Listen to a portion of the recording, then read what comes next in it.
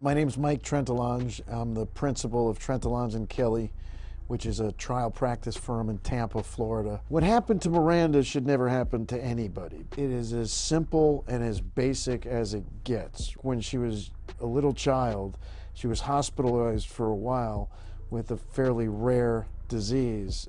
It's called Langerhans histiocytosis. Miranda had a problem where she lost consciousness in her dorm room, and she went to the emergency room. It was unclear why she lost consciousness, but it was probably because her salt levels got very low. We have a process by which we regulate water intake and output, and we have a hormone that gets released from the brain that sends a message to the kidneys whether they're supposed to concentrate urine or let it out. Miranda Crohan had a disease because of the illness that she had when she was a child, so that her brain didn't trigger the release of the hormone that the rest of us have. So what happened to Miranda Crohan was she came in with very low sodium. They raised her sodium too far too fast, and then they continued to raise the sodium for an incredibly extended period of time, like 48 hours. This is off the charts, and everybody involved in the case stated that they never saw anything like this. The defense, as I say, they tried to make it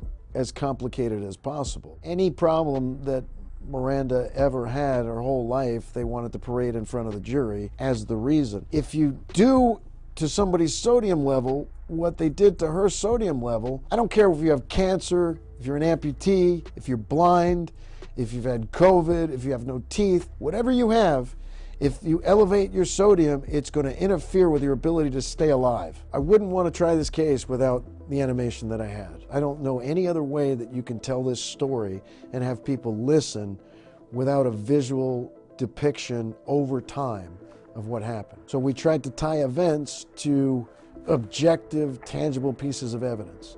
So when we said her sodium was this much at this time, we showed the record and then the lab report from that time and Miranda in the room. During trial, we made some offers to settle with individual physicians and for whatever reason, they were rejected. So the case resolved by jury verdict, and the jury verdict was in the neighborhood of $68 million. Get DK Global involved earlier because you can always use the time. The more time you have with the video or the animation, the more time you should spend improving your position.